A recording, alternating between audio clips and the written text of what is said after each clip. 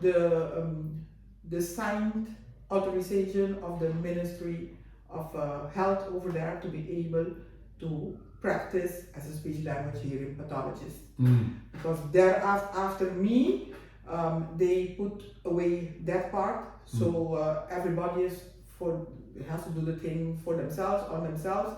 Everybody can call themselves logopedist, and it's up to you to figure out if they are legitimate or not. Yeah. Exactly. So the ministry didn't, after that, did not kind of put their seal of approval on people. No, that was then they started with the big. You started then, they started with the big system. So I'm literally the last person that had the official endorsement. Because then you have to go over there, and then you have to preach and blah blah blah. The signing of it's a document. It's a very beautiful document. And then that was the last one that they. And then what happened? You came back and set up a practice here? Then no, I was working there when St. Maarten organized like a job fair in Holland, and I all of a sudden got a call from Amador. Amador used to be island secretary in Bonaire after Fritz, but by that time he went to St. Maarten. And Amador knew me. Amador was here in Bonaire the moment that I left for study. So I was working. So actually what I did was I took buitengewone vrijstelling van dienst zonder behoud van inkomen. So I didn't get my income, but my service years were locked up. So Amador was there when that happened, and I requested that. So he called me, asking me or telling me, by now you should be done. And he said, Maarten, we need a speech language hearing pathologist, so I come to recruit you. Wow. So I said, actually, if I have to go back, I think I should go back to Bonaire, because I come from Bonaire. Did Bonaire come for you? I said no. So I'm coming for you. I'm actually here, and the fair will be such and so day, but you don't even have to come to the fair. We want you, and I have a proposal for you. So he sent the proposal for me. When I read it, I thought to myself, whoa, you must be crazy to say no to this. You know, I got a very, very good proposal from the government, from St. Maarten, that you simply can't say no to something like that. So spoke to my dad. My dad said, Daisy, go for it.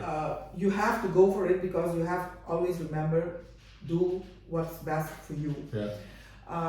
So I decided to, okay, I just got a new job at the school for hearing for the children, the deaf children in Utrecht. Yeah, they just recruited me, and I have been, I was like, go, and then Amador called me. So I had to start in Rotsort in January. The school's name is Rotsort, Het Rotsort. I decided, let me come to Bonaire. I told Amador, let me come to Bonaire in December. It was in November, beginning November back then. I come to Bonaire in December. Let me speak personally to my parents. I'll come to St. Maarten, and I still have this job that actually I just gave them okay that I will start in January. So I had a lot of things to put in order, back in order. He told me, no, if you go to Bonaire, you won't come to us. I said, why do you tell me? He was afraid. He knew you. So he said, So he said, we do this different. We arrange the paperwork, you sign the papers, we get you the ticket, you fly from Holland, Bonaire, St. Maarten, and you start here in January. And if you want to, we will make the paperwork for the job, the people of the new job. So after thinking, I decided, okay, let me go for this. And I used to go a lot on vacation to St. Maarten. I love St. Maarten. So St. Maarten at that moment was in what we are at this moment. So you have seen exactly the good times and what happened when you let things go. Exactly. Okay. So I came to Bonaire. And mind you, when I didn't, only my parents, I had told that I would come. Nobody else. But I got here to Bonaire, on the airport was standing the deputy of underways. That was Nato Melan. Que en paz descanse, decimos, we say here. And he was standing when I come out, the first person, and he tells me, where are you going? And he said, Daisy, you can't go to St. Maarten. I said, I already signed everything, but I will come back home, I told him. Let me get some experience. Help them set up over there, whatever has to be set up, because they really had that plan at that moment, bringing in everybody they had in the diaspora over there in Holland, back home to help build up and restructure actually St. Maarten. No, we need you here. I said, but you can't give me the offer that they gave me, and I have to start somewhere. So let me go get my experience. After the offer, the proposal was for 2 years minimum. So I told him after 2 years I will come to Bonaire. No. Let me see the proposal. So when I showed him the document, while he was reading, he was telling me, I can't do this. We can't pay this amount. We can pay your house. We can make sure that you have. We can arrange the car for you. We cannot pay you this. We cannot pay. But what they say here, and here where he was pointing to, was that I may not have my own practice.